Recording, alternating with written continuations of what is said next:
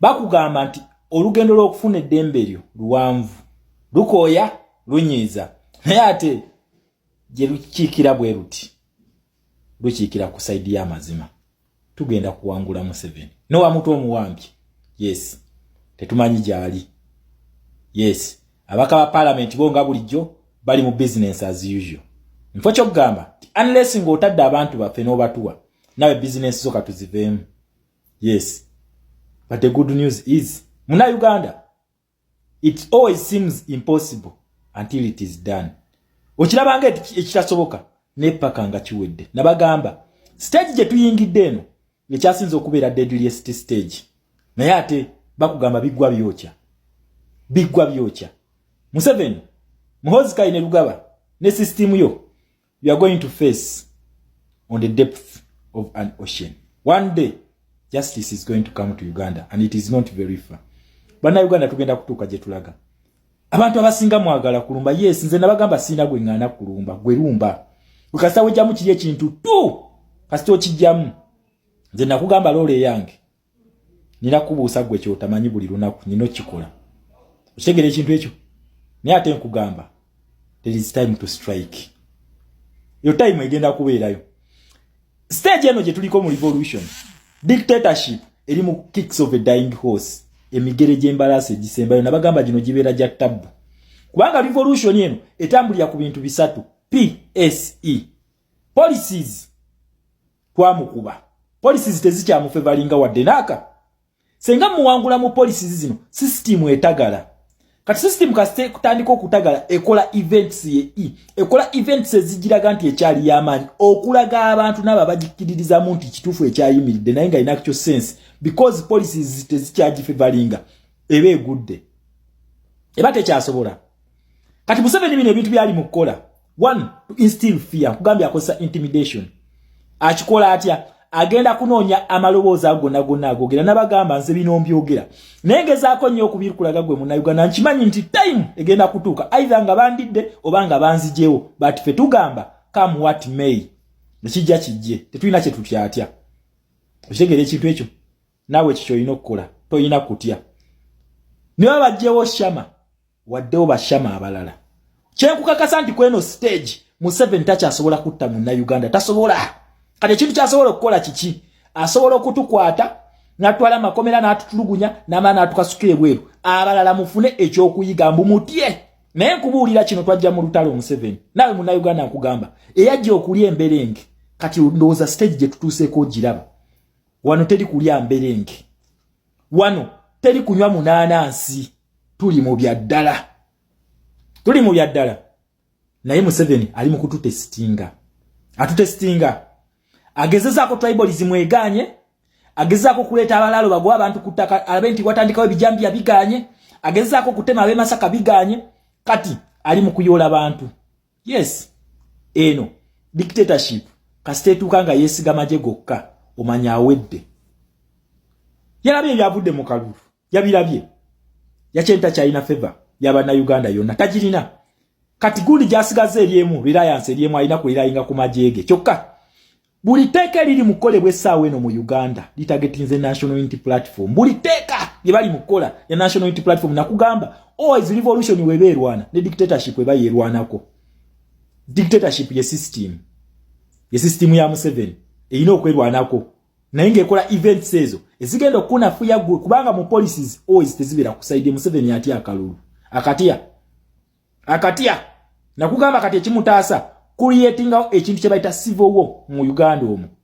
ekimutaasa okitegera ekintu ekyo naye fear not protest vote yekutaasa Munnayuganda nkiddamu protest vote yekutaasa ku Munnayuganda teri kirala Shama nsobola okukwatibwa yes ne bantwala ne bangira mida nette kigenda kusitula gwe lwaki otalo balukwasa Bannayuganda gwobanga mukamwako okyayinamu ekigambo tu nga meaning us tonategeera koose eno mission tonagitegeera okyegera ekintu ekyo tonagitegeera kasita obeera tu okozeewo ki igwa omuntu wogamba mbu tusituke bameka bootegese obogenda okusituka nawe gwe bakulembera bootegese obogamba tu yesonga lwaki fe tu preachinga protest vote kubanga revolution yenu esentalinga ku kintu kimu buli munna Uganda olina okufuna kyolwanira buli munna Uganda agenda kulwanira akaluluke buli mwa agenda kalwanira buli munna Uganda agenda kufaafagana ne Museveni ng'akutte ku revolution leader agenda kufaafagana naye abantu abasinga no wamutete bajja mu postinga tebajja mu postinga nga baka parliament batasobola kufuluma parliament olwokubanga no wamuto yakwatiddwa balina okulaga nti committees zikyatambula na buli kimu bakulaga business as usual naye mbaka wa parliament yo bana bamubba akaluluke nga bakabba nkubuli ajja kuluma n'ogwa waggulu uyo mbaka wa parliament yo kubanga agaladde yakolere mu system ye wabula naawe revolution oba omuntu ayagala enkyuka kyukolwe ebizibu ebikunyinga kubanga tebigenda kuvaawo ojja kulwanira akapapula ku kali kubanga kikagenda okyusa system eyo ekunyigiriza wabula ate n'ekirala senga revolution leader aba akwatiddwa ko tewali nsonga lwaki tugwa tugenda mu kalulu teyi kalulu tetujja kalonda kitegeeza ki awo Museveni aba alonze hardway ukitegera abeera alonze hardway senga revolution leader no bamulemesa okunominatinga ogenda ku ballot nalubeera lutalulala kwa tugenda kulonda ki kyekikyusa system bonna bafere opposition MP Mathias Mpuuga afulumi alegenda kuleeta tteeka erinyigiriza national unity platform beba babadde akola nabo mu system erijinyigiriza naye opposition leader Mpuuga tasobola kuleeta tteeka oba tasobola buluwe yali leader of opposition yatasobola kuleka babaka ba parliament kubeera bweru olwokubanga abaana bakwatiwa naye ate tteeka erinyigiriza national unity platform alireeta byabadde mu politics ego babadde bakuzanyisa kino kye bayita revolution so muna Uganda tugenda mu protest vote nina bagamba nti eno stage gwe bakwata ne bakuteeka awo revolution we kusimye obeere we bakutwala mu kkomera enjiri gitandikirewo mu kkomera preaching enjiri mu kkomera kyobokola tetugenda kwegayirira Museveni njagala mutunulye post zino tezikyaliko free our people buli otugala Museveni free our people tuba tumwegayirira ekyo kyayagala Museveni sawe nali mukunoonya bargaining chip janoonya ayagala dialogue naye nga ye alina bargaining chip nga ye alina amapesa kutuyimiridde kwe tutambuliza dialogue nga yagalina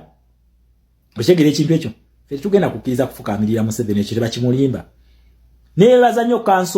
kanso katana respect wabalaze nti fe sente sizezimirizawo national unity platform tuwadde baleeta ekiteeka ekya dialogue ng'eri posti nga yampaka mu iPod obagambye fe tetujja kujjayo nga mutunyigiriza nga byampaka tetujja gigenda mu iPod tetugenda kugendayo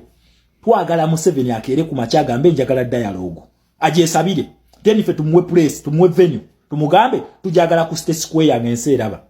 naye byakwata abantu n'abateeka mu kizikiza eyo n'akuteeka kigambo tusi ekiwunya ku bulago atagamba mbu tuteese ani gwagenda okugalya mu bisenge eyo kati bonna abaka ba parliament bali mu kufa batoba baleete ebiteeka mu national unity platform esobole okugenda mu dialogue ne Museveni ebyo tebabalimba we came to fight and we shall fight for our freedom. Our freedom is not negotiable. Tebaliteesaako nsonga tugamba mu abaka ba parliament mufulume nena mwe mutufuukidde ekizibu then nawe ayagala okusituka wejjemu ekigambo tu kera ku makya olumbe abalala bajja kwegattako naye obanga tosobola ngowooza tu teri agenda kusituka teri speak muna Uganda speak nowa muto wavudde tuteeko banowa mutwe 10 weebuuze lwaki Museveni akwata omuntu eyeetunuzaamu essimu lwaki amukwata yeetunuzaamu essimu oba etukola kale tebiina kye bimukola lwaki atukwata abaana aboogera abaagaza ki speak okyembasaba tosirika yogera kyokka kyekigenda okununula Uganda tugenda kwogera